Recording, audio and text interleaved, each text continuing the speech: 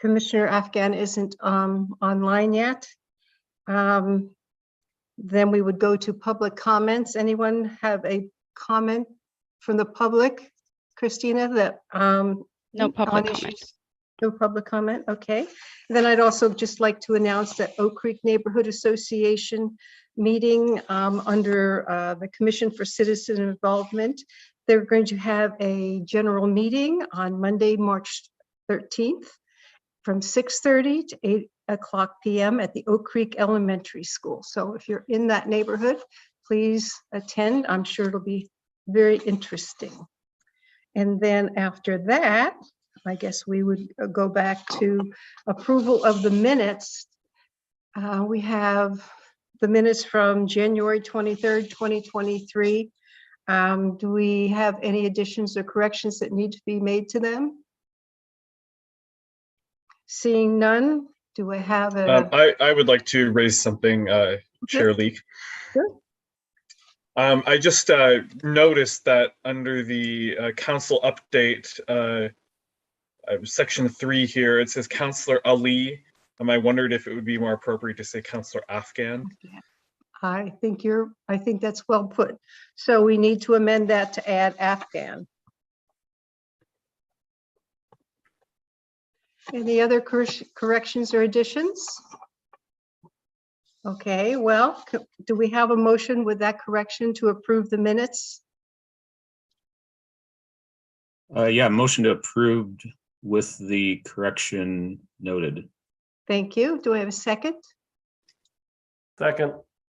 Thank you. All in favor? Aye. Aye. Aye. Okay, we actually have a quorum with the 4 of us, so the minutes have been approved with the revision of adding Councillor Afghan's last name to that line on line 18. Thank you for that. The next item we have, unless someone has joined that, okay, is the finding conclusions and order for the comprehensive plan map and zoning amendments for 1710 South Shore Boulevard, LU 22-0058. We're not accepting public testimony, but we are approving the final findings and the order. What I see us doing is a motion to approve as we approved them last week, a second, a vote, and then we can discuss why we did or didn't vote for it. So I need a motion to accept the conclusions in order for LU 22-0058. Motion to accept. Do I have a second?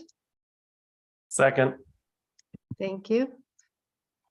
Welcome, Mr. Commissioner Heap. Glad to Good have you evening. with us. Thank you. Good evening. That having been said, let's take a roll call vote on this to approve LU 22-0058. Christina? Heap, No, Leek, Yes. Mitchell. Yes. Did Commissioner Phillips join? No. Okay. Rigby, No. Stewart, Yes. It looks as though the amendment will pass 3-2. Would anyone like to comment upon their reasoning so that City Council can hear our thoughts on this issue? Chair Leek, I'd like to give a comment. Okay.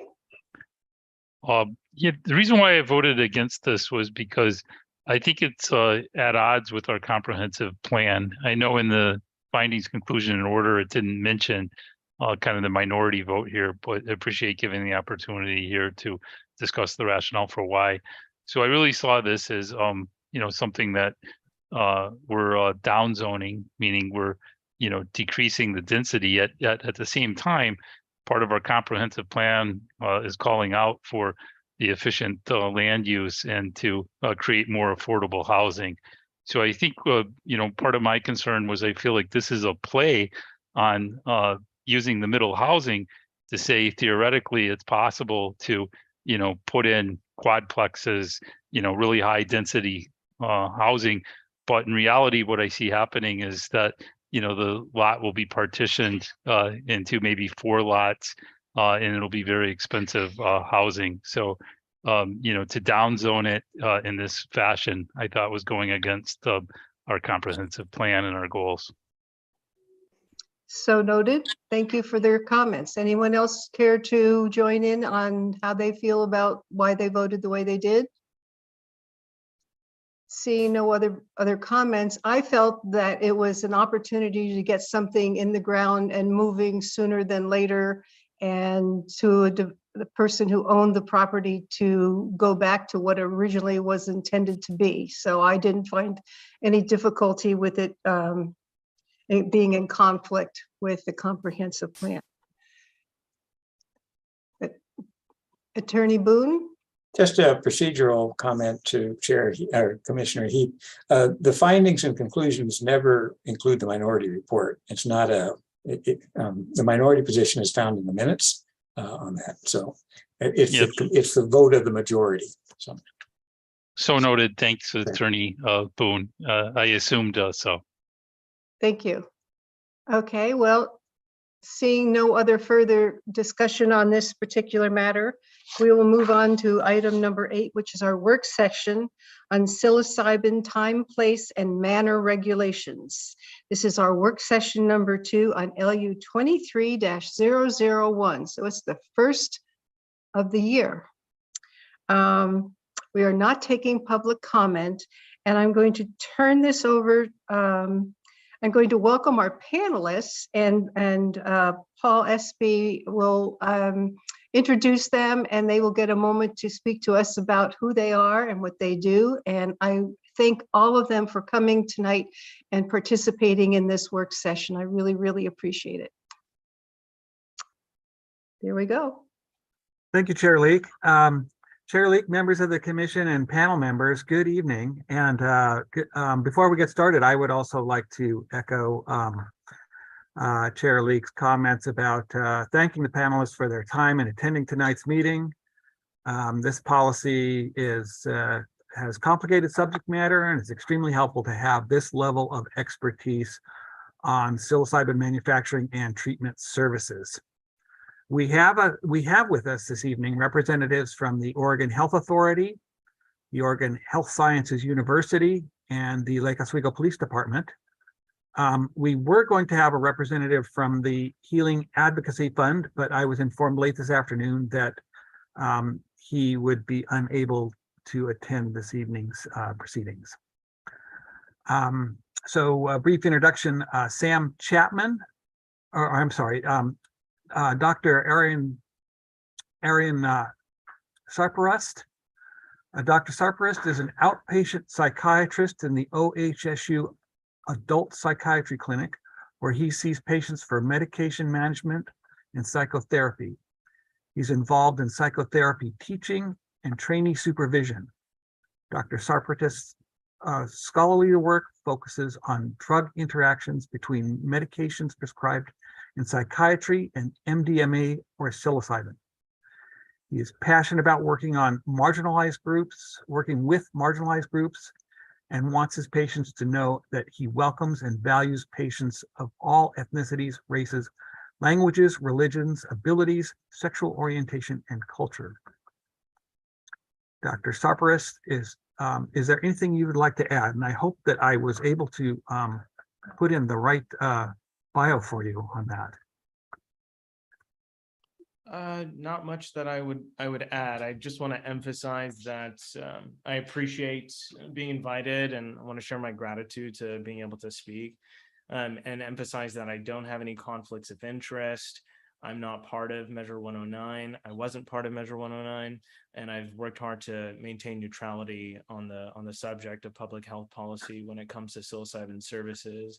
I'm not part of advocacy groups, and I am not involved in service centers and do not get paid by any psychedelic businesses, nor do I own any stock in any psychedelic corporations or businesses. So my goal really is to provide a neutral, unbiased, as much neutral, unbiased information as I can about the state of clinical research. Excellent. Thank you very much. From OHSU, we also have Dr. Todd Corthius, and Dr. Corthius is a professor of medicine, is a general internist, addiction medicine specialist, and clinician scientist. He began his career treating patients living with HIV and has practiced addiction medicine since 2004. He serves as head of the section of addiction medicine at OHSU. His research focuses on integration of addiction treatment and prevention in diverse settings. Honors include the 2008 Lawrence S. Lynn Award for research that improves the lives of people living with HIV, and two Fulbright Scholar Awards to Vietnam in 2012 and Spain in 2022. In 2021, he was appointed to the Oregon Governor's Psilocybin Advisory Board, where he co-chairs the advisory board's research subcommittee. And Dr. Corthius, is there anything else you would like to add to this introduction? I hope I was able to hit everything. And I guess Dr. Corthius is not with us this evening. No, it doesn't unfortunately. appear he Yeah, is. I thought maybe he was, but okay, anyway. We also have Jesse Sweet, who is the policy analyst for the Oregon Health Authority Psilocybin Services section. He was instrumental in developing the Oregon administrative rules related to psilocybin services. And I want to thank Jesse for being here this evening and ask you if you have anything to add to the introduction. Thank you, and thanks for the opportunity to join you this evening as a technical resource on our administrative rules and ORS 475A. I have just one disclaimer. Of course, as a state employee, I don't have any conflicts with industry, but in my role as a policy analyst, I'm going to be able to speak to statute and administrative rule, but I won't be able to speak to larger policy issues or legislative objectives or anything of that nature. So thanks a lot for having me tonight, and I look forward to it. Very good. And lastly, we have George Burke, Chief of Police, and Clayton Simon, Police Captain. The Lake Oswego Police Department is a full-service police force upholding the City of Lake Oswego's mission to cultivate an exceptional quality of life for everyone in our community through our shared values of respect, excellence, trust, and service. Chief Burke, do you have anything else to add? Thanks for being here. Well, thank you. And sorry I'm on my phone, but it's the way technology is working out, but at least I got the video working. So Captain Simon won't be joining us tonight. It'll just be me. So hopefully I'll be able to provide some level of perspective as far as police services related to the ordinance. Very good. Thank you so much. As you're aware, the City Council has tasked the Planning Commission and staff with developing a time, place, and manner TPM regulations for psilocybin services and manufacturers. Measure 109, which legalized and regulated the manufacture, sale, and administration of psilocybin in Oregon, and has now been codified under ORS 475A and OAR Chapter 333. The Oregon Health Authority began taking license applications statewide on January 2nd, and cities are allowed to opt out of the licenses being issued for manufacturer and service centers within their cities. So on December 6th of last year, the Lake Oswego City Council adopted Ordinance 2903 that temporarily prohibits psilocybin facilities. And this temporary ban would need to be referred to the city's voters at the next statewide general election on November 5th of 2024, unless the council adopts an ordinance repealing the prohibition before the election. The temporary prohibition is in effect while the city drafts appropriate regulations, which we're working on now. And the work plan that you see in the commission memo is designed to bring recommended TPM regulations to the City Council for consideration this summer. And that's rapidly approaching. In the work plan, we have one additional work session date in case we need to address any issues that arise from our discussions this evening. And this would further enable us to shape these regulations to fit the city's needs. here we're looking for the Plan Commission's directions for any additional policy language that would address these items.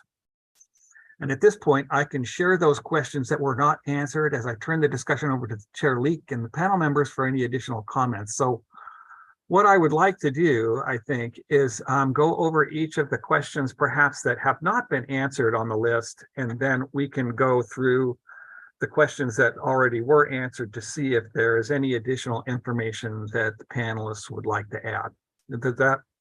Would that work for the commissioners? So I'm going to go ahead and share my screen and go to the questions. Hopefully I can bring those up. And we will go down to the questions here. And so the first unanswered question is question 4.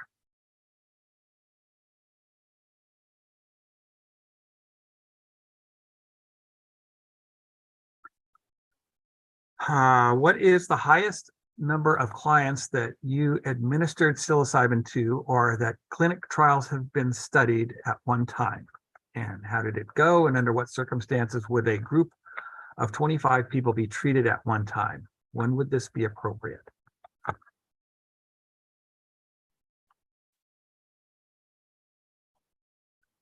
I mean, I guess, first of all, would we want to know, has there ever been any clinical trials or any situations where we have had that many, or where you have had that many clients at one time? I realize this is a very new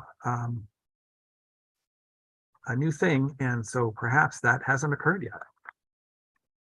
Does Dr. Sarpurst have a comment on that? Yeah, I can speak to that. There aren't any completed clinical trials that I'm aware of on group psilocybin group psilocybin administration. There's research on other psychedelics that may show promise for group administration, but I'm not aware of any modern clinical studies on psilocybin group treatments. Then my question also then would go to the gentleman, Jesse, from the Oregon Health Authority. How did that come to be that you put that as part of the rules and regulations that you could have up to 25 people in a session? There must have been some basis for that. Yeah, thank you. So firstly, the administrative rulemaking process, as many of you know, is informed by a public comment period and a rules advisory committee. And during that process, as well as through our public listening sessions, we heard a lot of input about affordability of services. And we heard a lot of requests from community to allow group sessions to bring down the cost per client of receiving these services. The number of 25 people was, first of all, it's not a number in the abstract. It is dependent on the minimum client to facilitator ratios being satisfied. Right. So as the number of clients in a session increases, the number of required facilitators, those are the licensed trained facilitators who are responsible for client well-being, also increases. So the number 25 was chosen after we worked through this process to find a balance between affordability and safety. And we have had quite a bit of anecdotal evidence coming in from the unregulated space, from different communities and organizations that have historically used psilocybin, that this number is fairly consistent, if not smaller than what is sometimes seen in those group settings. So I hope that answers your question. That's probably the most that I can provide at this time. And that is the 1 to 25 ratio is up to 5 milligrams of psilocybin analyte. Is that how it's pronounced? So 5 milligrams or less, then you could have one facilitator for 25 people. But if it's greater, then the ratio of facilitators goes up and therefore would become more expensive for the group. That's correct. And that's addressed in another section of this FAQ, that the client to facilitator ratio is dependent on the doses that the client consumes. So again, the idea is that at a very low dose, folks would require less supervision because they would be experiencing less effects of consuming psilocybin, and there would not be as many facilitators required. I don't have the table right in front of me, but it is included, I believe, elsewhere in this document. Yes, we do have it, that table. Would groups of 25 be people of similar backgrounds, or would these be people who don't know each other in this session?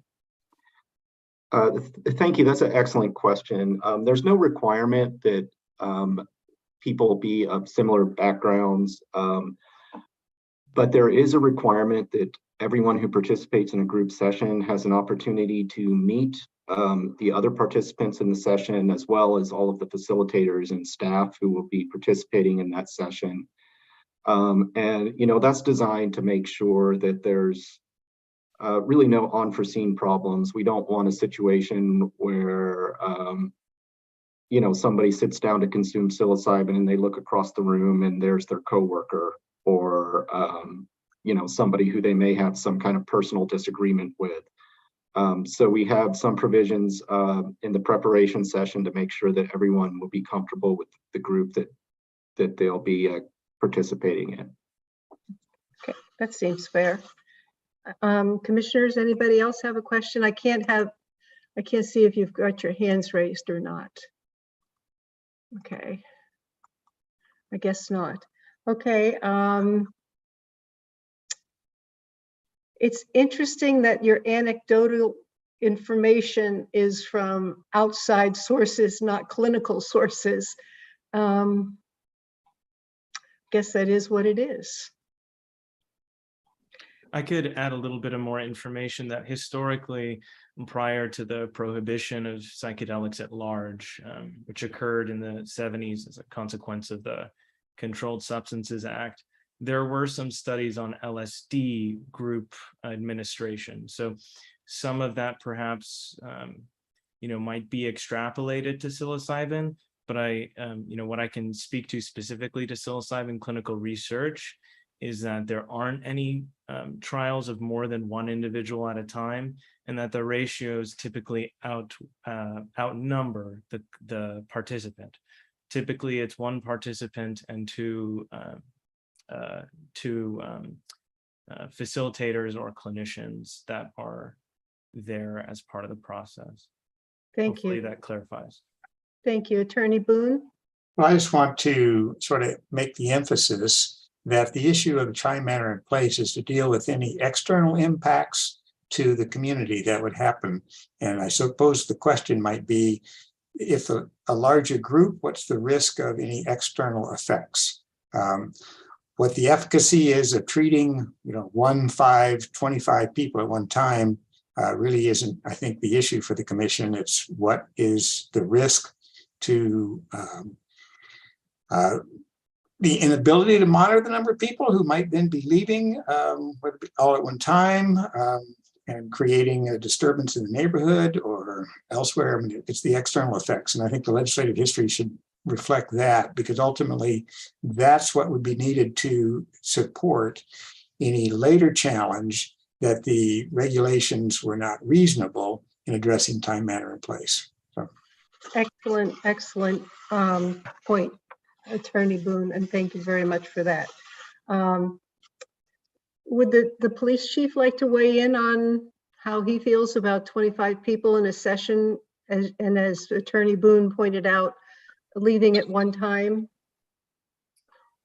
Well, I'll weigh in. It's obviously not something we've experienced at this point. My concern, I suppose, centered around having 25 people or 2 people or 10 people is really what happens with controls and the ability, if somebody has a desire to leave at any given point during the time period in which they're there. I saw the minimum time periods that are put in place as far as for each session.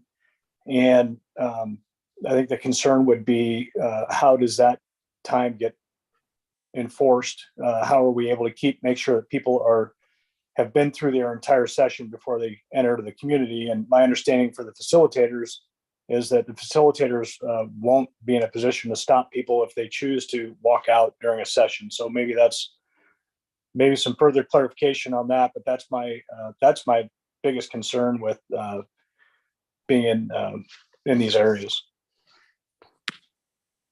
Thank you. And I echo that totally. Attorney Boone, are we able to suggest to City Council that we modify the number of people who could be treated at one time in Lake Oswego?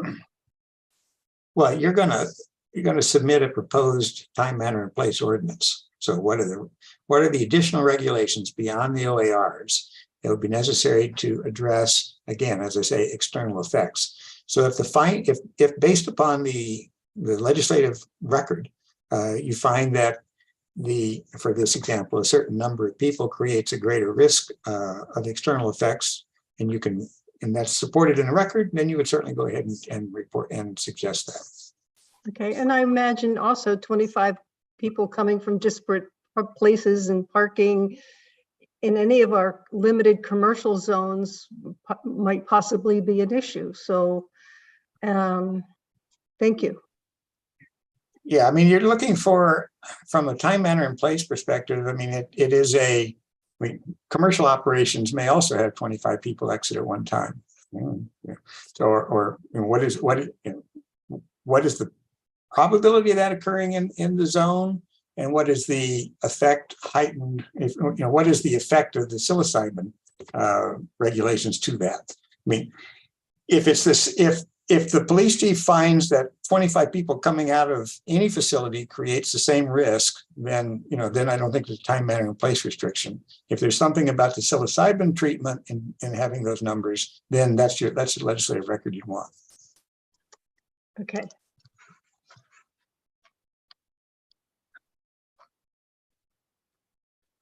I'm taking notes here. Commissioner Stewart? On the matter of place, has the Oregon Health Authority made any sort of recommendation on where these treatment centers and manufacturing centers can or should be located? They have to be in commercial zones. What's that? They have to be in commercial zones. Right. But I'm a little more detailed than that. I mean, there's a lot of uses in commercial zones. I mean, is there any sort of specific recommendations on types of uses they should or shouldn't be adjacent to within a commercial zone? Yes, they can't be near restaurants or there's a whole list of places that they can't be near. Is that correct? Yeah, well, there's a couple things to discuss on this issue. There's some statutory prohibitions. For example, 1,000 feet, within 1,000 feet of a school. That's prohibited by statute. Within something that's zoned exclusively residential in city limits, that's prohibited by statute. Then we have some prohibitions in administrative rule about co-locating businesses. And this isn't necessarily about zoning, but it's about a business that occupies the same space. So we're saying, for example, that something that holds a liquor license cannot occupy the same space as a psilocybin license. And there's a list of co-located facilities in our administrative rules that are prohibited. Once you get beyond those limited prohibitions in statute and rule, it's all dependent on the local jurisdiction and their zoning process. And the statute requires that there's a land use compatibility statement that must be completed before we can issue any license. And that land use compatibility statement is the tool that local governments use to verify the zoning process. Attorney Boone? Sorry about that. On the exclusive residential, the questions that I had discussed, I think with Jesse before, was what does that mean? When we have zones that permit home occupations, so is that exclusively residential when that's permitted? That's a business operations. And what about our mixed use zones? So we may have commercial on the first floor and residential above. And so it permits both of them. So the commission may wish to consider the issue of whether home occupation should be allowed and whether mixed use, to make that clear to the residents. Excellent point. Commissioner Mitchell? Mr. Sweet, I have a question for you on the administrative. Your audio is kind of garbled.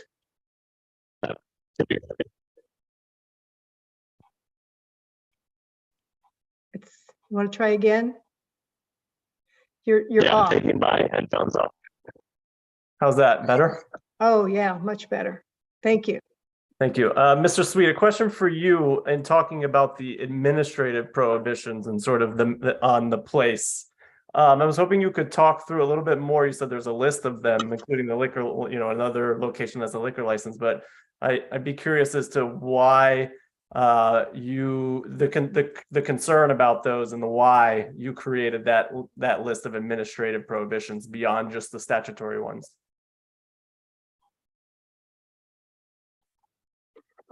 Thank you. And again, this was part of our administrative rulemaking process. It went through a public process where it was, vetted by committees and by members of the public. There was some concerns about, I guess, concurrent consumption of mood-altering substances might be the most diplomatic way to put it. This is a therapeutic model that was passed by the Oregon voters. It's designed to improve wellness for the client. It's not a recreational model. So the feeling was it was not appropriate to co-locate these with liquor licenses, with adult use cannabis licenses. There's also a list of prohibited places such as restaurants, and that's for health and safety reasons. We don't want manufacturing of psilocybin infused products in the same facility as manufacturing of non-psilocybin infused products that are going to be sold to the public. There's a risk of cross-contamination there. Also, healthcare facilities are prohibited, and there's a long list of kind of regulatory reasons why having something that is still a Schedule I controlled substance is challenging for certain healthcare facilities. Okay, that's helpful. Is there sorry, Chair Leak, if I can have a follow-up question? No, go. Is there, when the Oregon Health Authority was making these rules administratively, is there a list where we can see how this was discussed and the reasons behind each of these prohibitions? Is that publicly available? That is, and we have quite a bit of information on our website. So if I have access to the chat, which I believe I do, I'm going to drop some links into the chat. Okay. As soon as I turn my mic off here. Okay.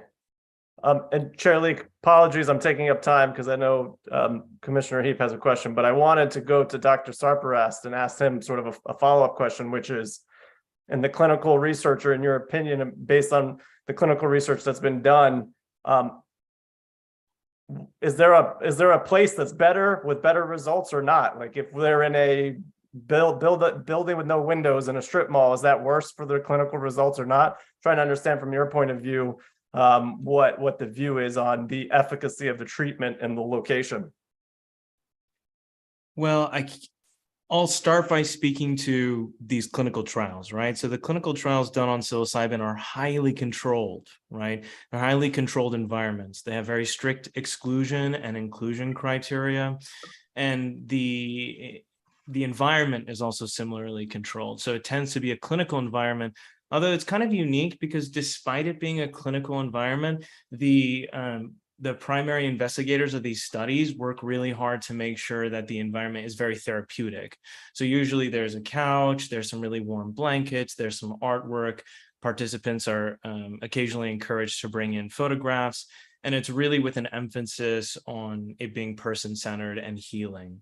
So, that's one side of it. The other side of it is just recognizing that these are incredibly powerful tools, both for positive purposes, and I'm sure there are negative consequences as well. And we're talking about a fungus that was referred to by the Aztecs as God's flesh. So having God's flesh hang out in a strip mall is probably inappropriate. And I think that, if the intention for it to be healing is to minimize negative psychological outcomes, it should, I would hope that it would be in a pretty controlled environment. Psilocybin is going to affect perception. It's going to affect subjective experience. So being overstimulated is a possibility. So those are some of the reasons why you would want to be in a controlled environment and a healing space, I suppose you could say. I guess. Did that answer your question? Yeah, that was great. Appreciate that.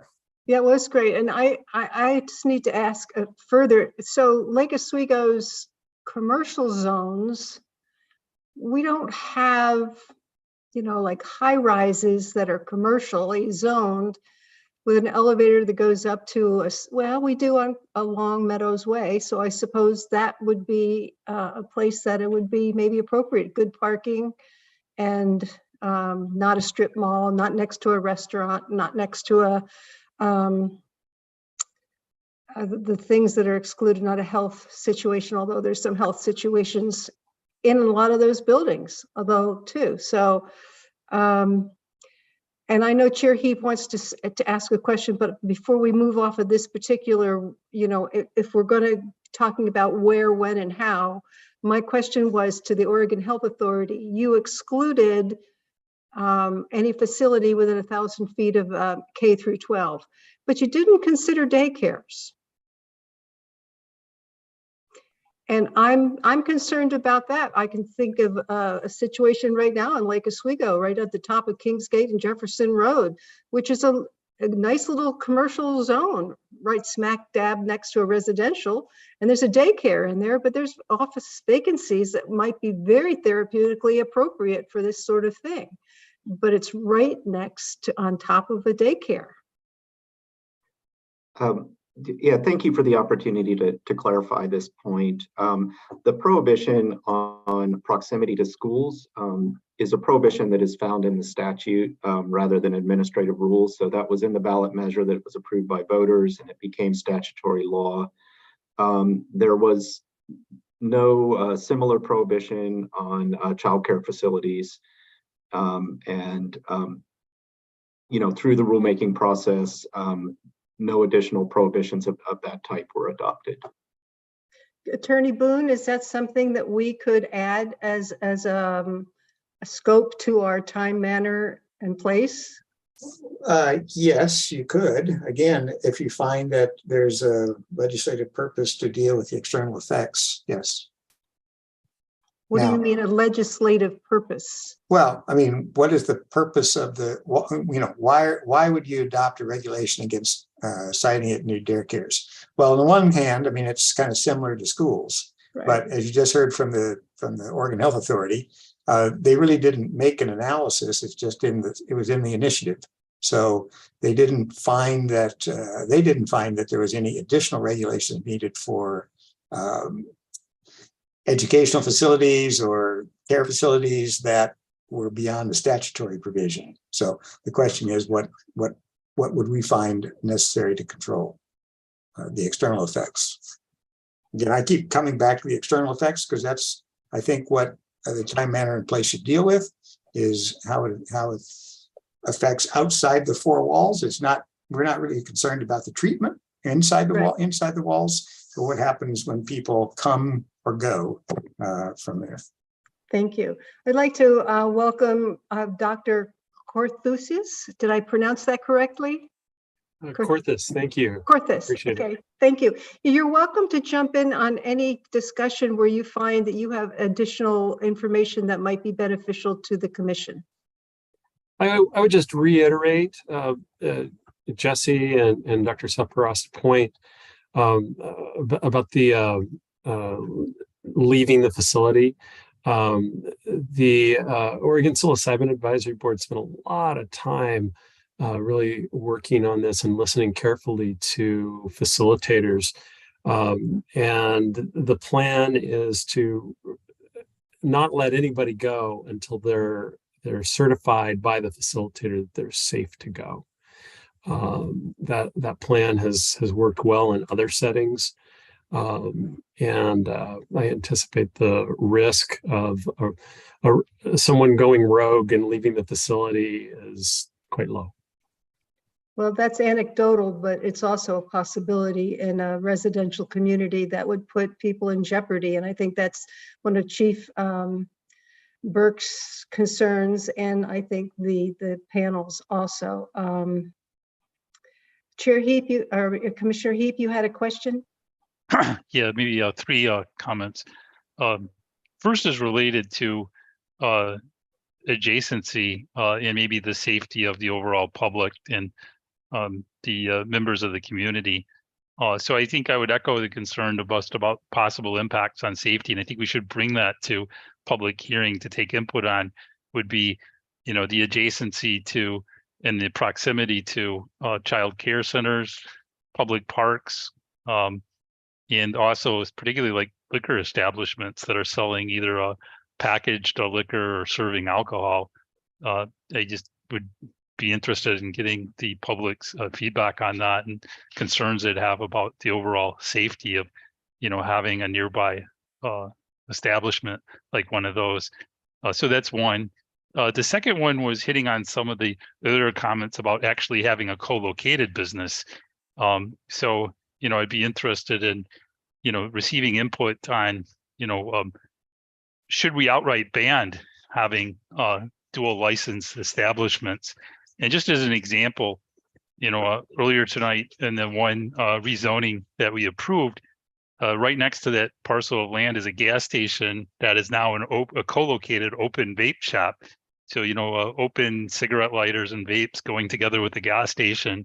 I'm not sure that's the best, use. And so I'd have similar concerns about safety, having dual license facilities like that. So again, I would be interested in bringing that towards a public hearing.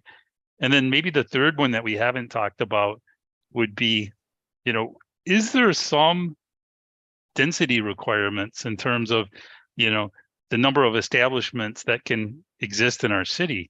Exactly. Yeah, could we have 100, psilocybin facilities in our city if it was properly zoned, or would it make sense to zone it to some smaller number, maybe 1 to 3 or just 1? But I'd be interested in bringing that to a public hearing too and getting feedback on that. I agree totally with that. We could recommend, unless Attorney Boone says otherwise, give licenses to 3 to 4 facilities, for maybe 2 for manufacture and 3 for facilitation.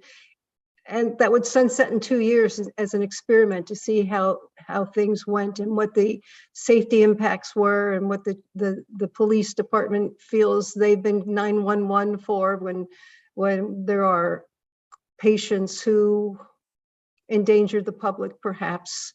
But yes, I think that's an excellent idea. Thank you. Commissioner Rigby? Thank you. I wonder if one of the panelists with knowledge on this subject would be able to elaborate on what dangers are posed by people undergoing this kind of treatment, and what the evidence is for those dangers, and how that informed the existing rulemaking.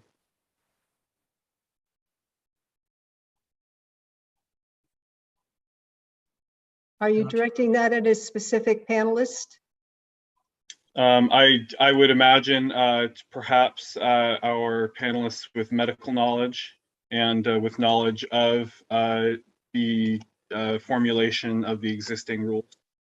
I guess Dr. Corthus has his hand up, so let's go there first. Sure, I'll take a stab and just say that one of the early tasks of the Psilocybin Advisory Board and the research subcommittee, which I co-chaired, was to do a detailed evidence review. We used the World Health Organization rapid review methodology to identify all the literature we could regarding risks and purported benefits. What that demonstrated was very low risk of long-term side effects. There are people who should not probably be exposed to this form of therapy. Those are people with personal or perhaps a family history of psychosis or bipolar disorder.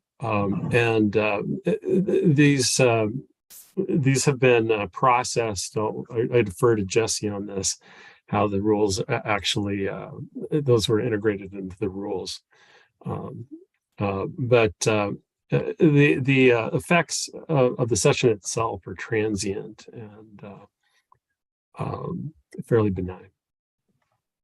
Yeah. Thank you, Todd. And when I described the rulemaking process earlier, I missed a very important step. And that's the very first step in our process, was that our rules were informed by recommendations from the governor appointed advisory committee, of which Todd is a member, and the chair of the research subcommittee. So I don't have too much more to add on what was just described as far as the risk go. We do have a required client intake form which identifies certain medical histories which make a client ineligible to receive psilocybin services. Additionally, we're aware of, and we reviewed one study from the Netherlands where psilocybin has existed in a legal gray area for quite some time and has been available to consumers. That evaluated public safety risk in addition to risk to the individual user, and found that there was very little risk to public safety involved with consuming psilocybin. So that helped inform some of our thinking on the rules. And I see that others have their hands up as well. Dr. Sarprist? I just want to piggyback on some of the things that were said, and regarding Mr. Sweet's remarks on that Dutch study. That was actually a replication study of a study that was done 3 years prior, a very prominent seminal article done by David Nutt in 2007 that showed the same thing.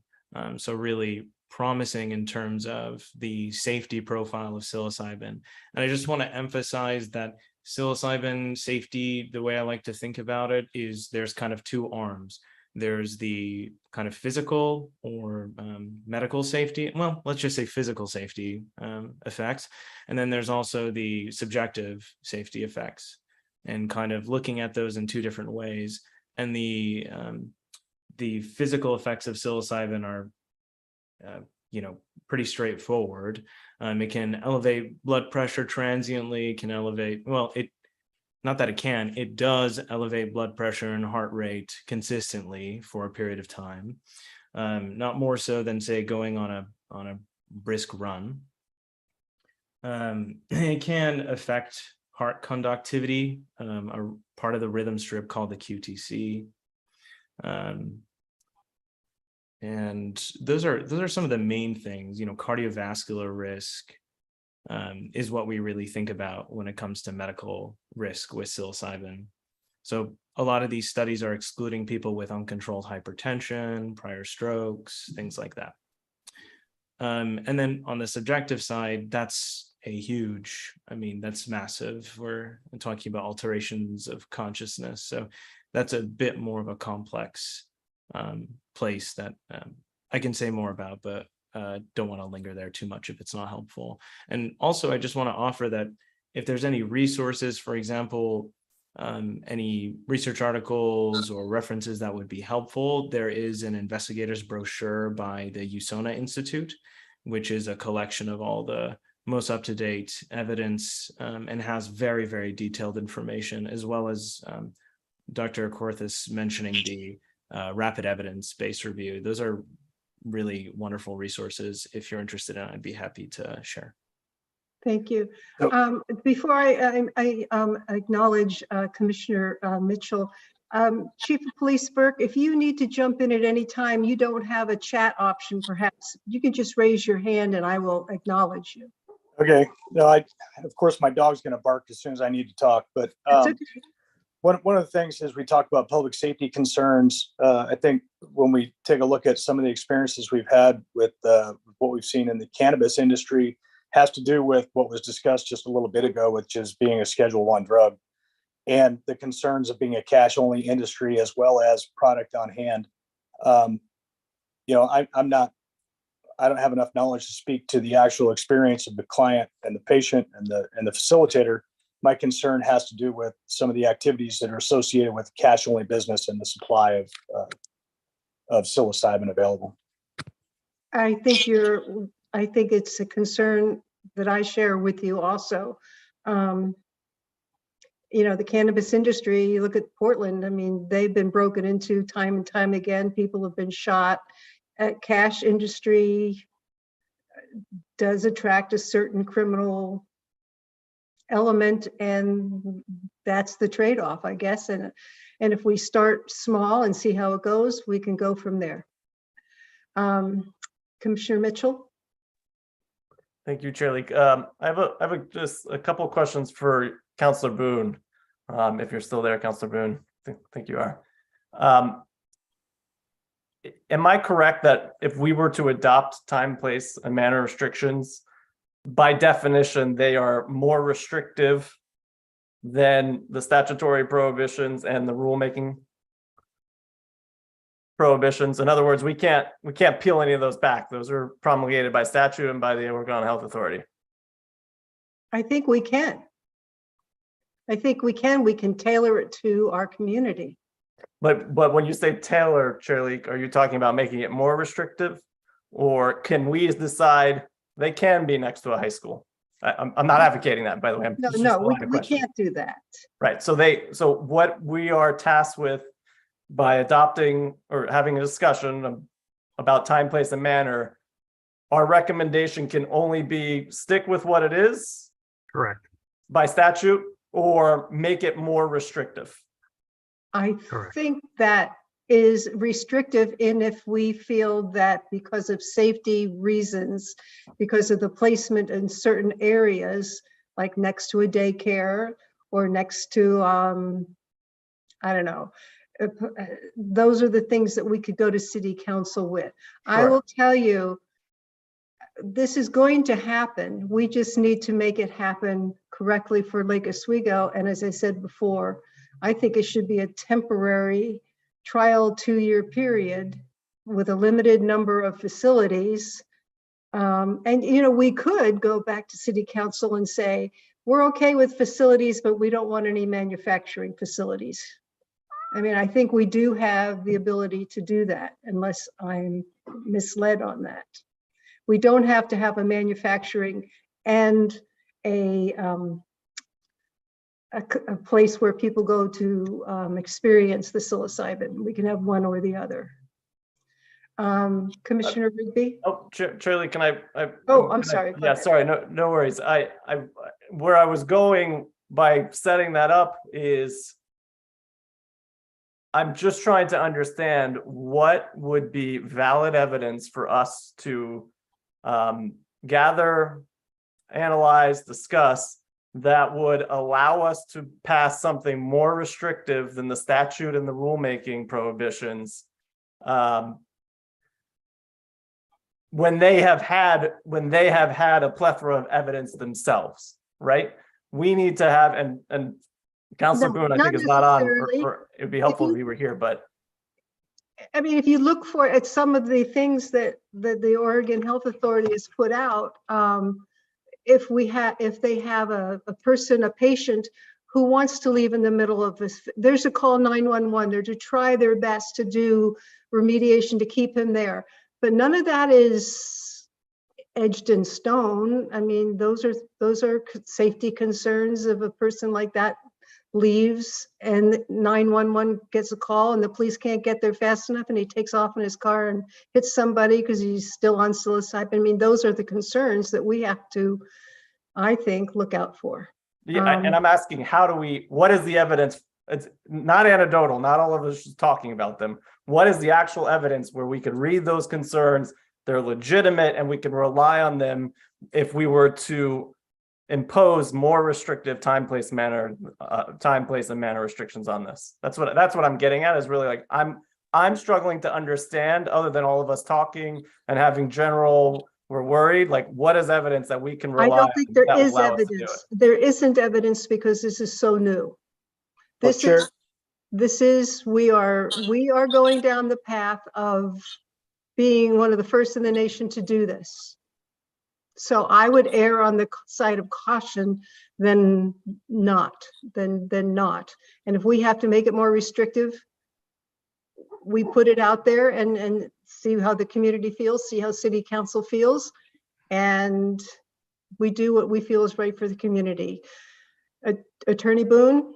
Well, just two thoughts. One, the question, I guess, might be, to what degree is the effect of exiting under the influence worse than alcohol?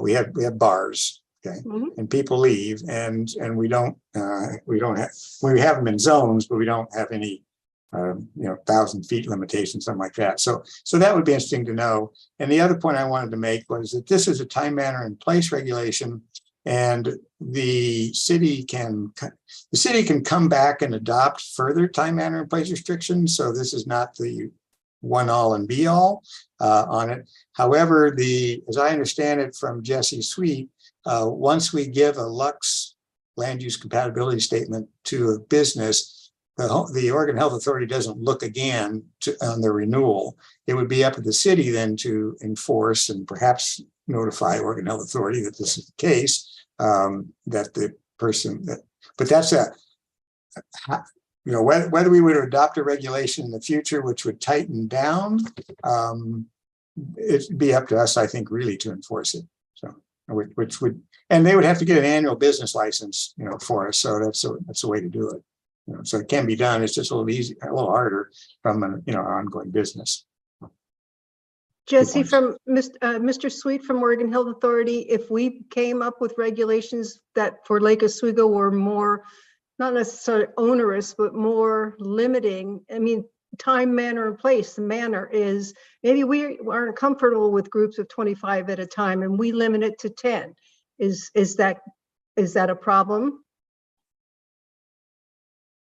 I believe your city attorney is going to be the most appropriate person to answer that question. But I think answering it from a very broad perspective, OHA is not going to be enforcing time, place, and manner regulations. So, for example, if you adopted regulations that said you had a maximum of 10 people rather than 25 in a session, and you found out that you had an operator who was, seeing 15 people, that would be an issue for city enforcement rather than state enforcement. Okay. Correct. Thank you. Commissioner Rigby, you had a question? I'm sorry to put you off for so long. Oh, not at all. To drill in on, say, the example posed by Mr. Boone, and to look at whether and what grounds we would have for making further restrictions. Would someone theoretically exiting one of these facilities pose a risk to the surroundings greater than someone who had heavily imbibed exiting a bar, or or anything that already comparably exists in legal commercial consumption?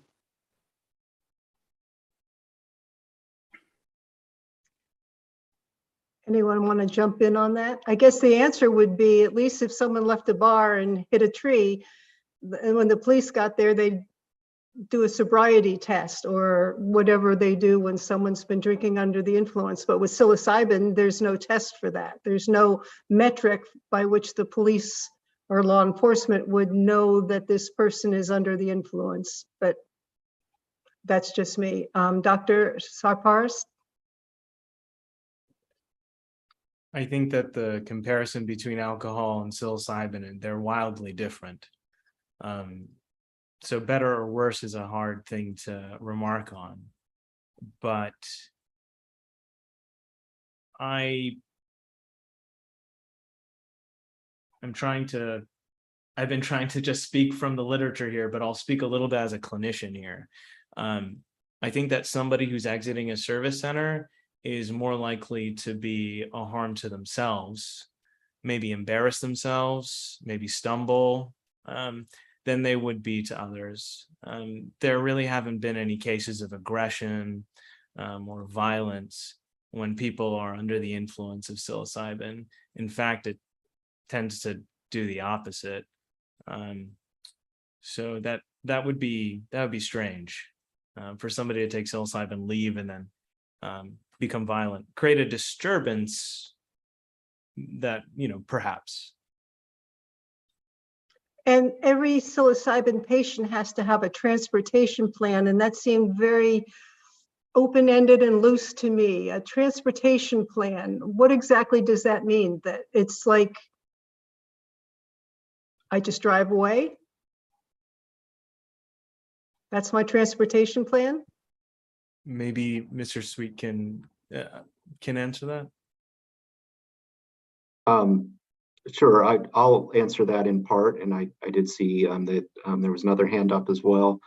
The transportation plans are designed to be open to allow flexibility for clients who are consuming different doses and may have different transportation needs. However, I would like to note that the transportation plans all are required to prohibit operating a motor vehicle directly following the conclusion of the session. So I did want to make that point. And for how long after the conclusion of the session? That is not specified as far as a time limit. It is, I don't have the text in front of me, but I believe the words are following the conclusion of the session. Yeah, that's a bit problematic. Did someone else have their hand up that wanted to respond to something? Okay, not seeing that. I got another one, Chair Leak, if you don't mind. Oh, sure. Yeah, so sorry, I keep coming back here, and I don't mean to monopolize the time, especially because it's 7:30 on a Monday. I get that, but I really appreciate everyone being here. This is more of just, this is where my line of thinking is, because I want to hear what the other commissioners are thinking. But this is brand new, right? As Chair Leak said, we're one of the first in the nation here, so it's understandable for everyone to be concerned, and we have to think of things, and really we're in uncharted territory. So we're all just working through this together with the state and the city of Lake Oswego. Safety concerns are what everyone's citing for. If we do come up with time, place, manner restrictions, it's because of safety concerns, right? And those are different ports. Is it near a daycare? Can you keep them there so they don't drive? Are they going to be on the street yelling at people? We keep saying these anecdotal stories of safety concerns. But what I'm not hearing yet is there any evidence that somebody finishing this is more or less dangerous than somebody drinking at a bar, right? Because that's kind of the natural comparison that we keep going to here is it more or less, is somebody coming off of the treatment more or less dangerous than somebody who's been in a bar drinking? And I haven't heard any evidence. Yes, they're more dangerous. And maybe it's out there. It sounds like maybe the evidence shows they're actually less dangerous than a person who's been drinking at a bar.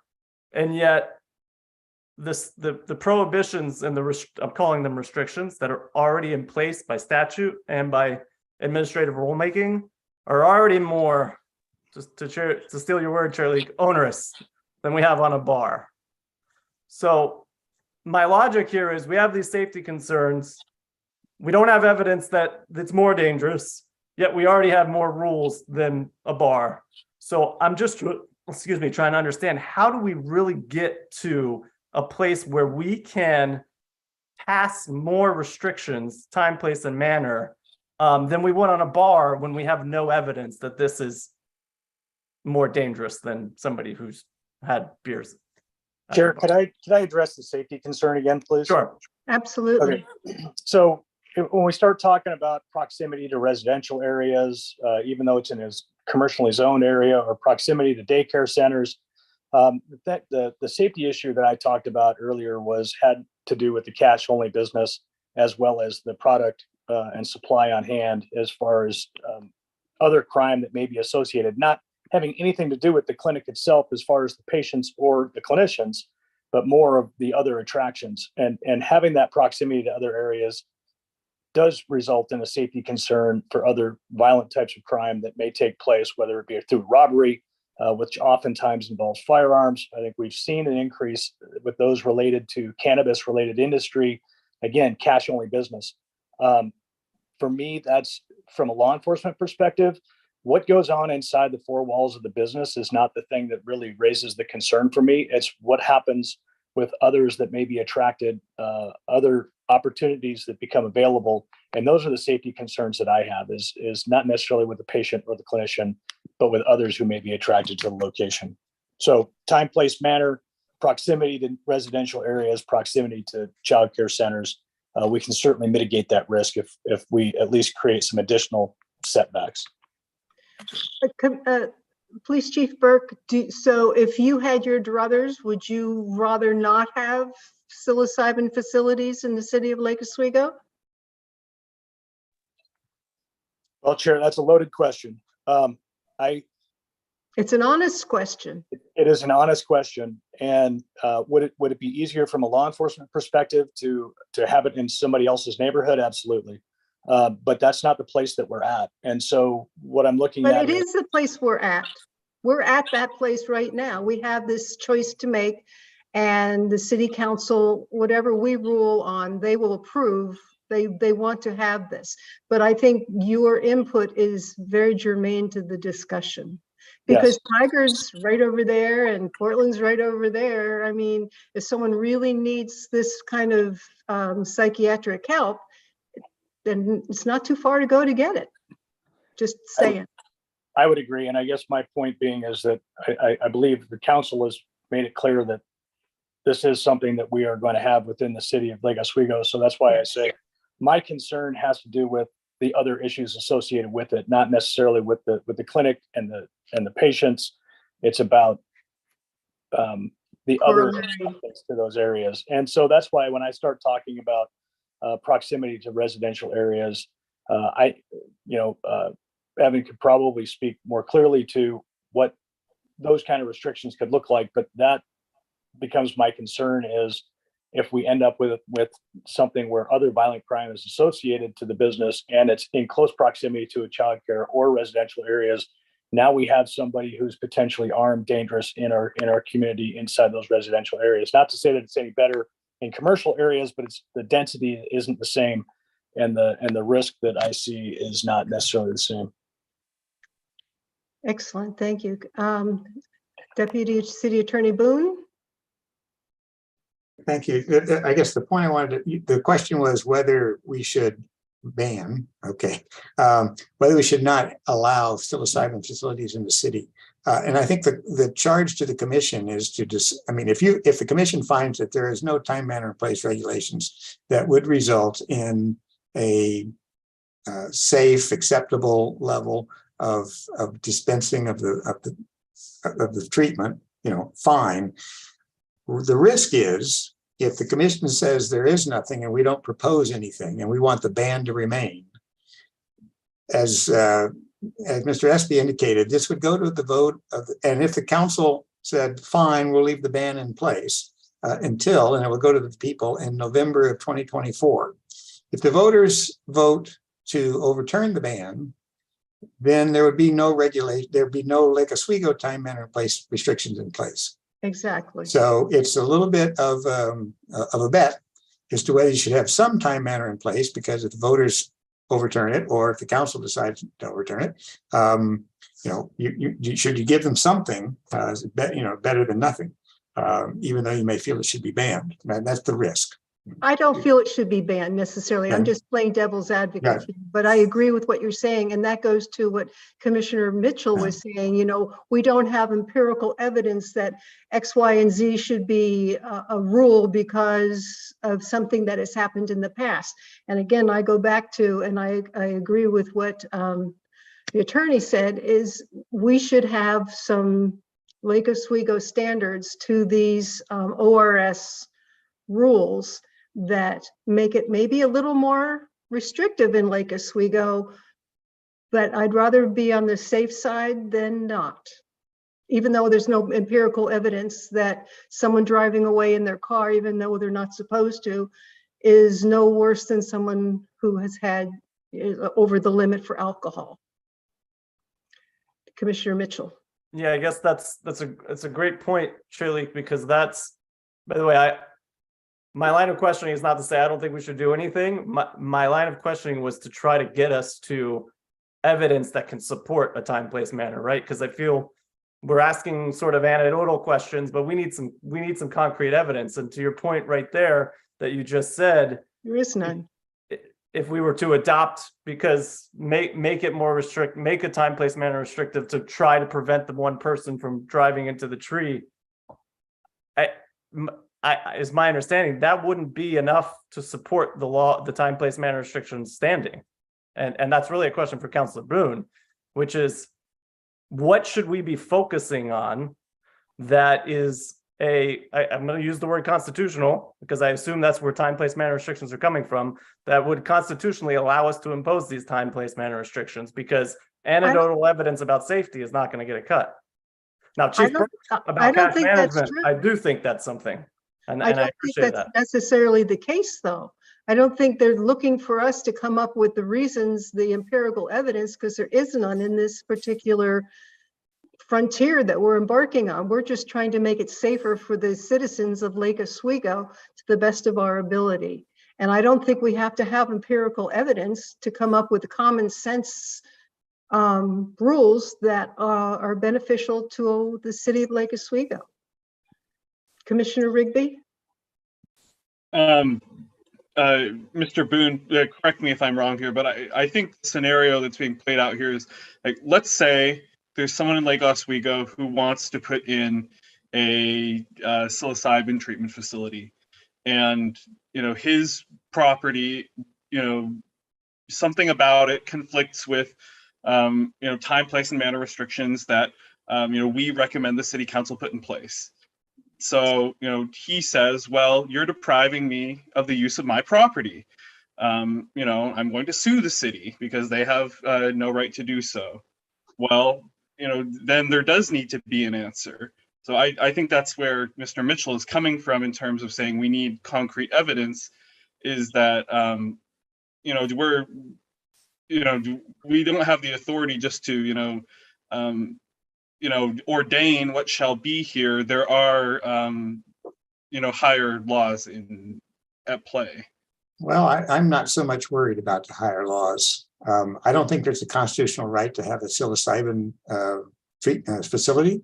The issue, just like any zoning limitation, zoning restriction, the question is, do you have a legislative purpose? And that's a very, somewhat of a low bar. What is the legislative purpose being advanced? I think the bigger issue, the higher bar is actually under the initiative measure that grants us the authority to adopt time, manner, and place restrictions, but says they must be reasonably related, to the facility.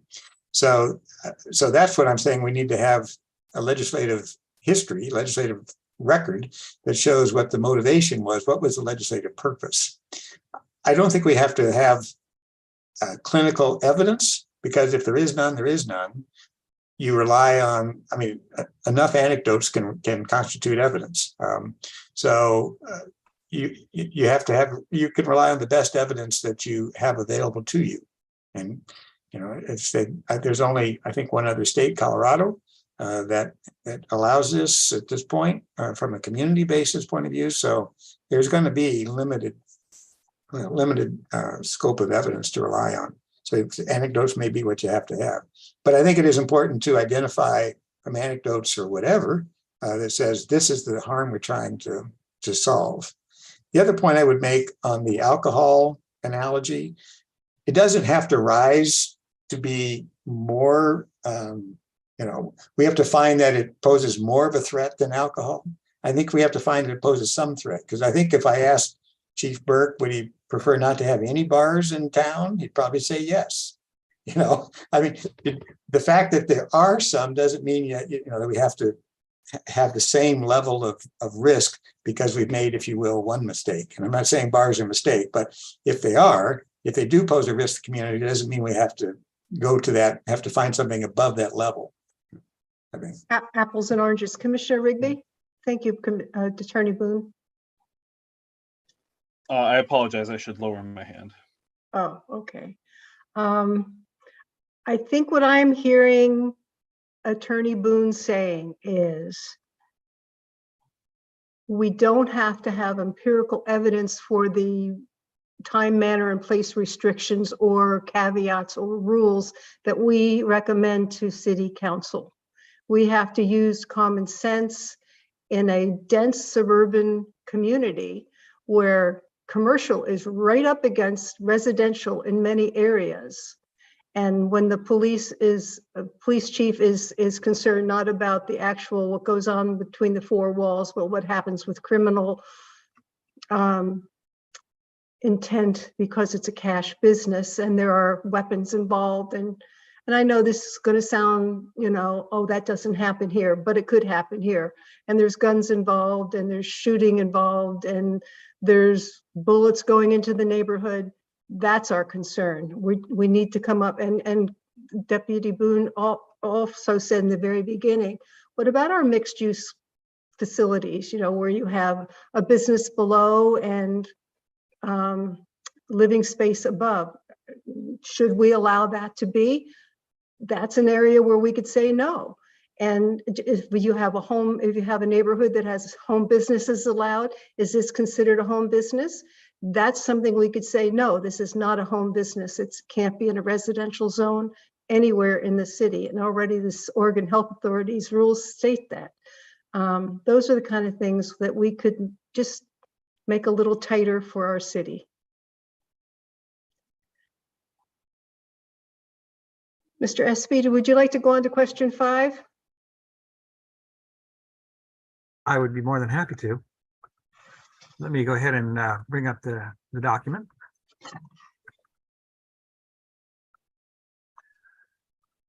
Approximately how long does treatment last at most? Example, when one is taking 35 to 50 milligrams of psilocybin.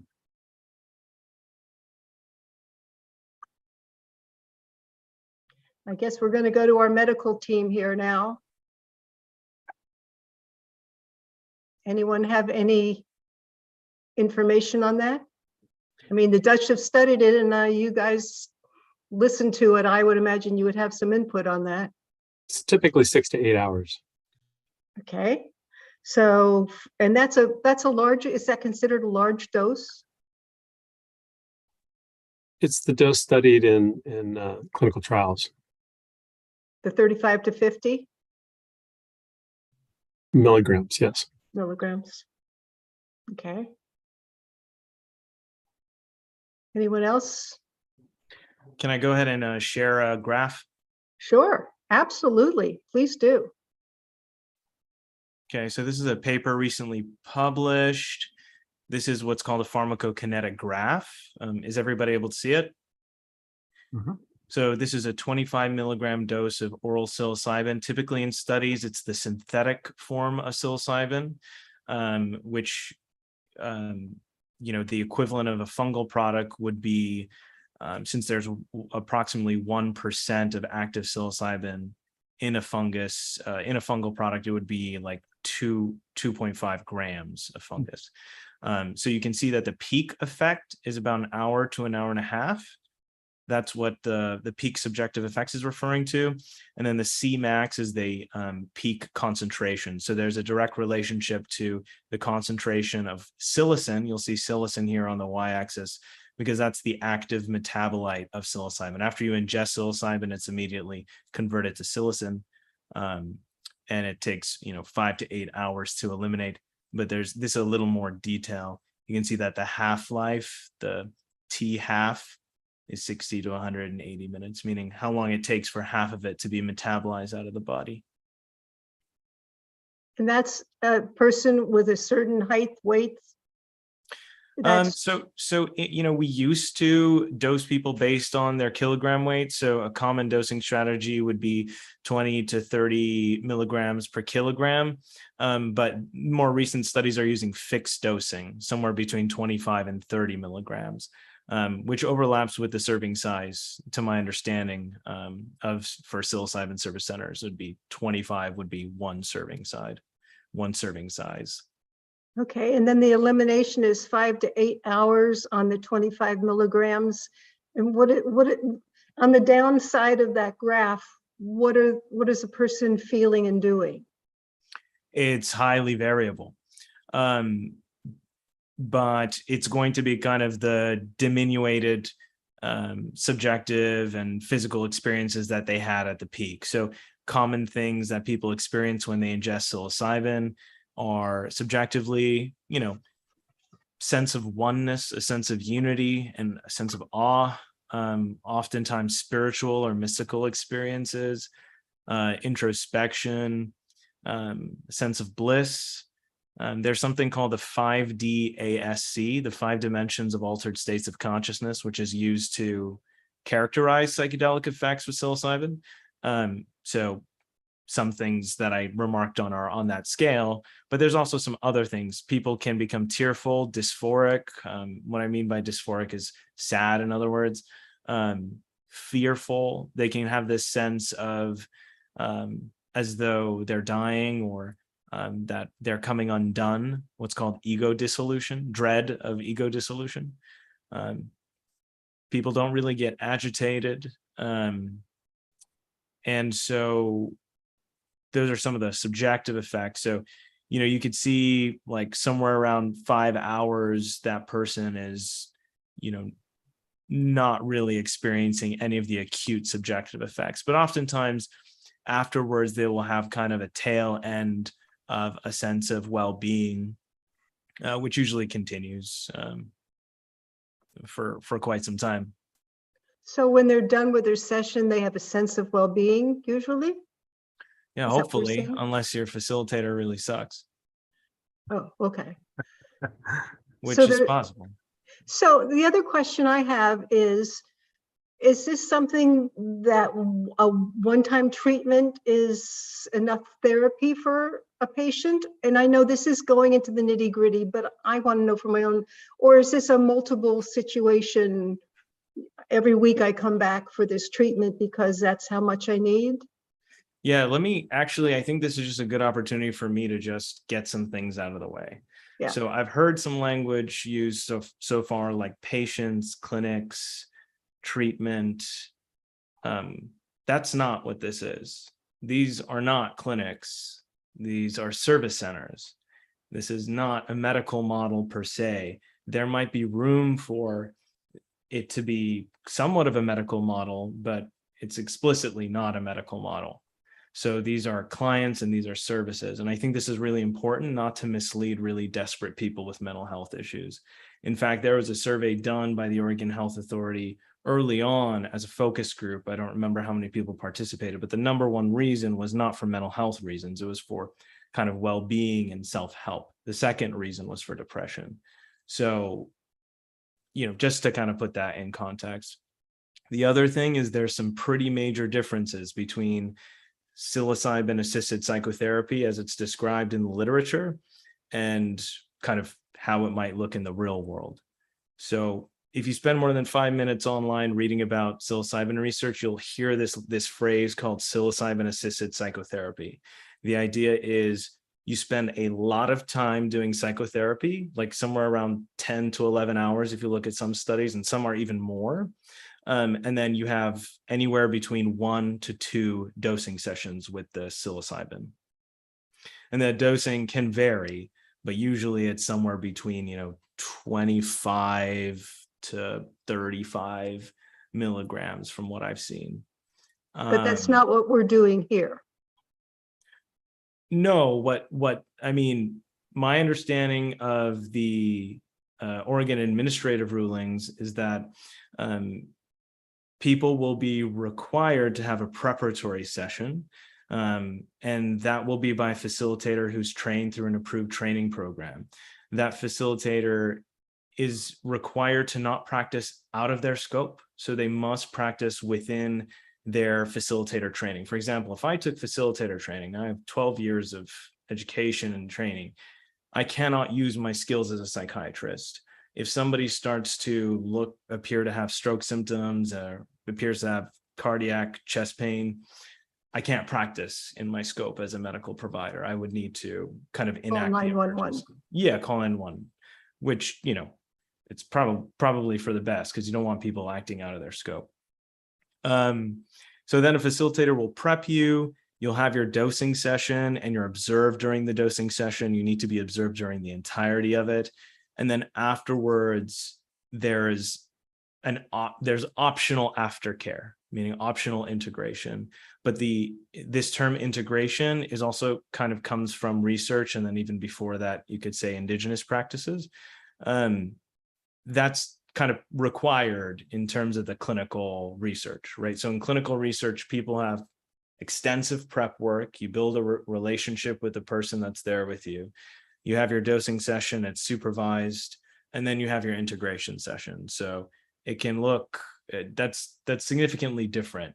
So, maybe a better phrase, instead of calling this, psilocybin treatment or psilocybin assisted therapy, might be kind of like supported psilocybin use. They're different. If for 25 milligrams of psilocybin, the client ratio is 1 to 6. If there are 6 people taking 25 milligrams of psilocybin at a time, approximately how much per person are they paying, do you think? Oh, I have no idea. How much cash is going probably to be expensive. What is expensive? Help me here. I'm not sure. Yeah, I think that would be way out of. Yeah, I don't even know how to estimate what the cost would look like. What I can say is that obviously the cost goes up if it's 1-to-1, right? If there's one facilitator and one client, the cost would be would be 6 times higher. So I guess that it goes to the money in the cash register and the cash business aspect of how much is going to be there for someone to possibly steal, I guess. Anybody else have a question? Oh, I'm sorry. Mr. Sweet? Thank you. I'd raise my hand just to appreciate Dr. Sarparas' comments and to say, we at OHA have frequently received this question: how much will the services cost? And the answer is we don't know. We don't have any authority to regulate the services, the cost of services, excuse me. However, I would like to note that some people in this space are advocating for a theory of banking, which would allow psilocybin services to be banked, although psilocybin products will not be able to be banked because they are Schedule I controlled substances. What do you mean by banked? So what I mean by that is that they would not be subject to 280E tax treatment, and that bank accounts as well as merchant services, meaning Visa and MasterCard, may be available for the cost of services. I would like to stress that this is an unproven theory and that we really don't know about the availability of banking and merchant services for these businesses. But there is a distinction here between psilocybin and cannabis, and that cannabis is only selling a product. And these businesses will be selling a product, but they will also be selling a service. So it's unclear how banks are going to approach this.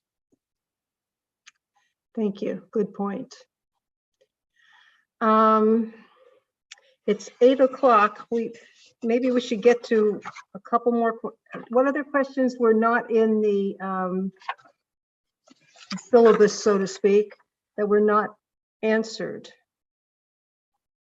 We got 4 and 5. We know what the observation period is. One of the things I would just like to throw in here, as far as regulating time, place, and manner for Lake Oswego, is the outdoor component to this. And I guess I have a hard time getting my arms around 25 people being outside.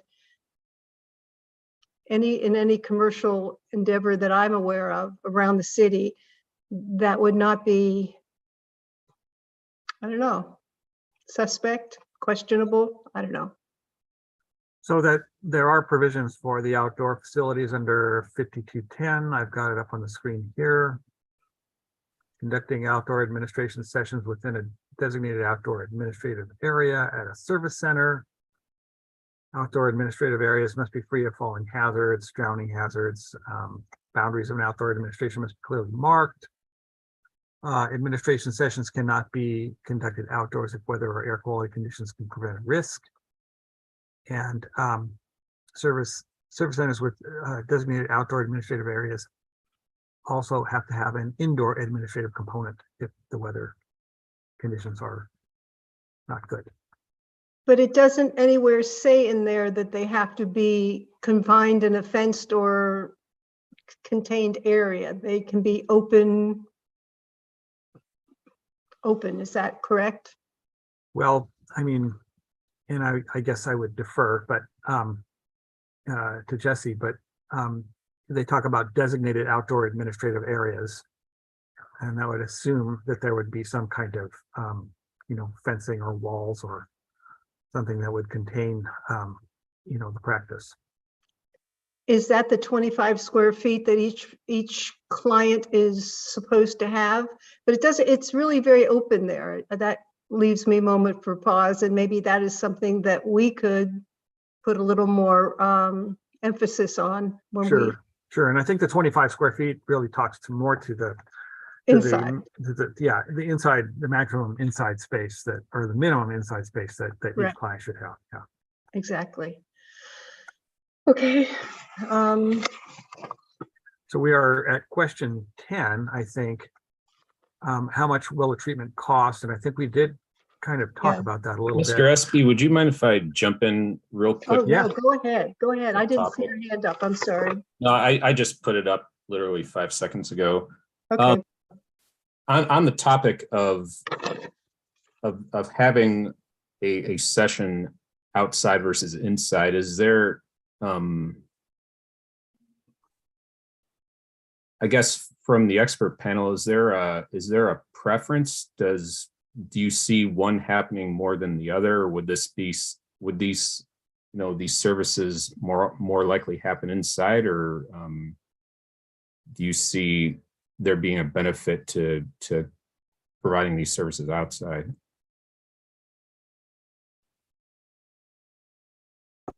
I can only answer that by saying that, during our public engagement, we heard frequently from members of the community that they wanted to have outdoor psilocybin experiences available because they felt in their personal capacity that that's where it was most effective.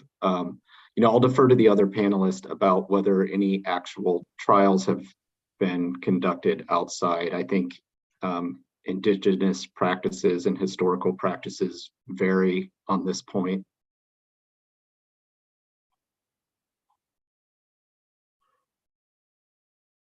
Yeah, I would just say this is Oregon, and I don't think anybody's going to be wanting to be outdoors this week or most of the year. That being said, there may be facilitators who offer that service, and I personally, in my discussions, I haven't. I don't know how anybody would do that with 25 people. Also put out there that there's some interesting articles. So there's a few things that you got to understand. One is that in the culture of psychedelics, relationship with nature is culturally kind of important.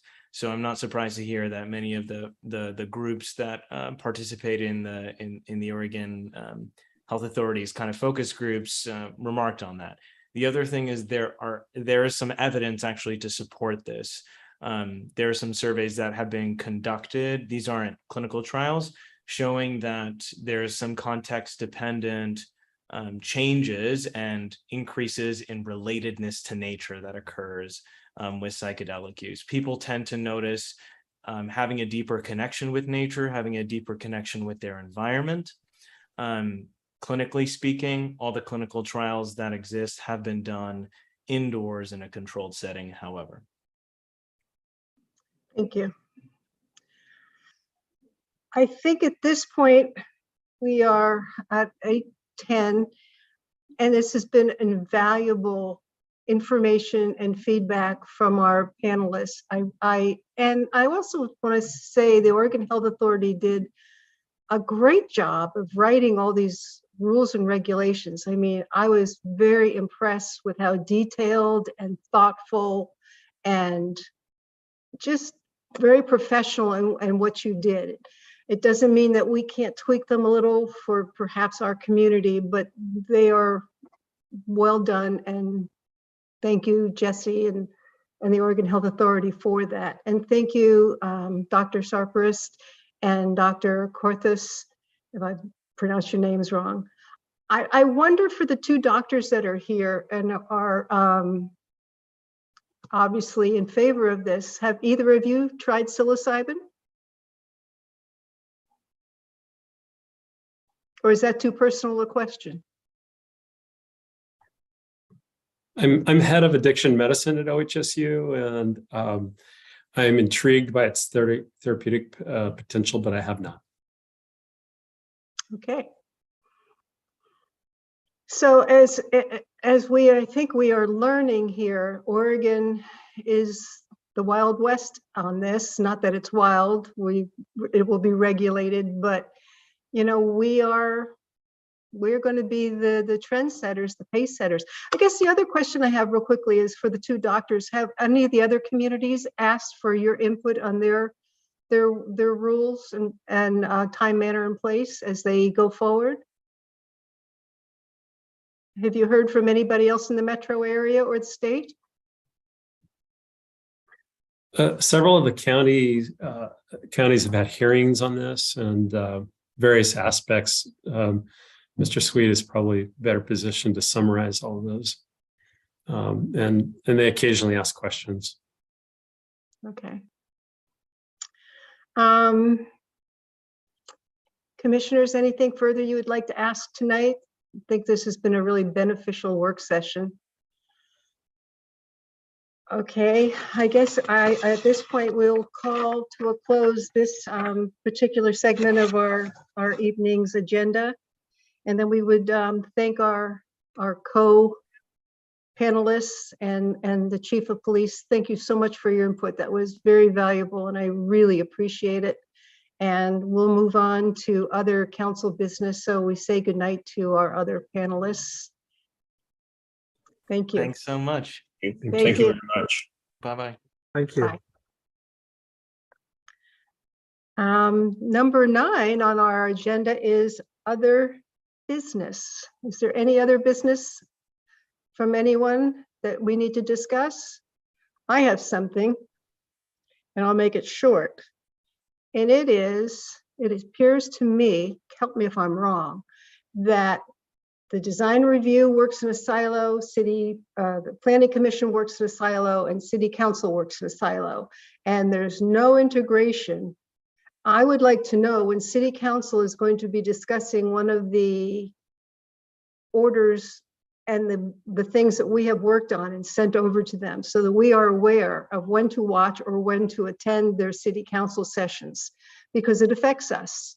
And if you're not on YouTube and watching their city council meetings, you don't know when they're going to work on issues that we put a lot of work into, and that maybe we should have input on as they're discussing and deliberating our work. So I'm going to throw that back to long range planner Olson or planner Espy to see how we can't get more communication between the two entities.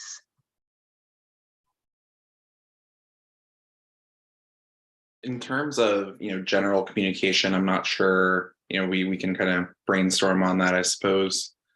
Or we need to have the agenda for city council sent to us every week, that they have a meeting, so that. Of course. Yeah, and we should definitely. And be noted on there that there's something on their agenda that has to do with the work that we have done.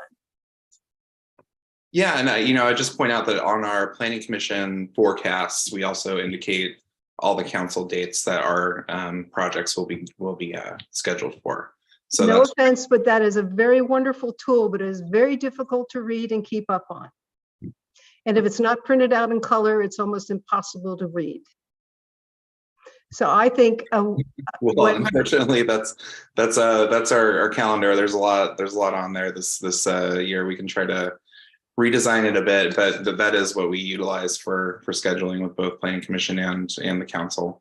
So there's no way you can tell us. We can definitely email us something that says, okay, just as a reminder, city council is going to deal with this that has to do with the planning commission next Tuesday.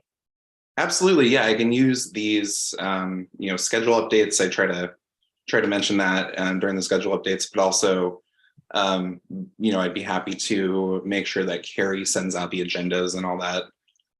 When we do have planning items that are at council. Just ask her to send you those agendas in general. That's all I'm asking. Yeah, I think it would be good, just to be on the general distribution for that. But also, it is a long sort of constantly updated list. So it does not just, so it includes all the, future items as well. It's kind of a moving target. I get that. Yes. Okay. So that was my new business. And then there we are, schedule review. All right. Well, as you may or may not have seen already, we did distribute an updated planning commission forecast. I would point out some notable changes. So one of the most significant is that our next meeting on the 13th will be canceled. So we're no longer meeting that day, primarily because we had to push back the work session for the Palisades overlay by one sort of cycle here. That doesn't really impact the overall schedule for the project, but they were unable to meet as a board last week due to the inclement weather. So we had to adjust the schedule a bit. So yeah, I guess that covers the 13th, not much to cover there. On the 27th, we'll have a work session, and I should note prior to that work session, this is one opportunity I can remind you and again, try to get notice from Carrie closer to the actual date. But the city council will have a study session on March 21st to discuss that overlay. And almost a week later, a little bit less than a week later, the planning commission will have a work session on March 27th. How do the work sessions that the city council gets and we get differ? They don't differ much. They're pretty similar material. We like to, sort of get input on what we're working on. So we present sort of the status of our projects to both city council and the planning commission as we go to get direction. Okay. Can you give us a brief what the Johns Woods Uplands Neighborhood Association boundary change request is about? Yeah, so that would bring us to the next item there. when it comes to that item, that was a request that we received from the Johns Woods HOA, as it were, the residents of that area. They're actually not recognized currently within any neighborhood association. And they have had ongoing discussions with the Uplands Neighborhood Association to join the Uplands Neighborhood Association and be located within their boundaries, which they are adjacent to or abutting. So that's, kind of to discuss the request. We will be having a Commission for Citizen Involvement agenda item on that date. Okay, thank you. And so just as a heads up about that, the city has recently sent out a mailing. I believe that it went out at least by today, but the weather again kind of postponed this. But we are assisting with a mailing to the residents of the Johns Woods HOA area, just as a notification, prior to the Planning Commission agenda item, or Commission for Citizen Involvement rather, agenda item. Perfect. Thank I you. should also note on the 27th, we will also have a work session on psilocybin, a follow-up. So we'll kind of delve into some of the issues that you're talking about today, and discuss some code concepts that we can bring to council on that date, along with Mr. Espy, of course. Can we email you with some of our thoughts? You may. Please also include Paul as well. Oh, yeah. And we will be sure to include anything that you have to provide there. And I think we have a little bit of a discussion to have as to the work plan there. We had another work session scheduled, so we have to work through, I guess, a little proposal for you in terms of a work plan and where to go from here. I would encourage all the commissioners, while it's fresh in your mind, what are some of the things that we discussed tonight that you would like to see implemented going forward as recommendations to City Council? Even if they're harebrained or you think they're too much, put them on paper, because that's what we're here for. I'm sorry. Sure. Yeah. And so that brings us through the end of next month. I would just mention there are a few things also happening in early April. I'll just kind of go over. On April 10th, we will have a work session on the housing needs analysis. So, be on the lookout for that. We will be discussing the initial documents that will be the sort of initial deliverables we're working on with our consultants at MIG. So that's the buildable lands inventory and the residential land needs analysis. So we'll have some drafts to show you on that work session on that date. We'll also, prior to those, we have a few things that will be at the council. So I just wanted to mention that as well. On the 4th of April, we'll be having a work session, or a study session rather, with the council on the mitigation for ministerial development project, as well as a public hearing on the 1710 South Shore Road rezoning that you just discussed earlier tonight with the findings. And we will also be bringing the Johns Woods boundary change, Uplands Neighborhood Association boundary change request to council on the 4th. Okay. A lot of stuff to sort of keep an eye on, and yeah, I will make sure to get you on the distribution list for council agendas. Thank you, thank you, thank you. I appreciate it. And I appreciate everybody hanging in there tonight. This is a really important topic. And I thank Attorney Boone for keeping us on the straight and narrow, and Paul Espy for orchestrating this and getting us to the finish line tonight. And with that, I will call our meeting to adjournment. Good night, everyone. Thank you. Bye. Good night, everybody. Night.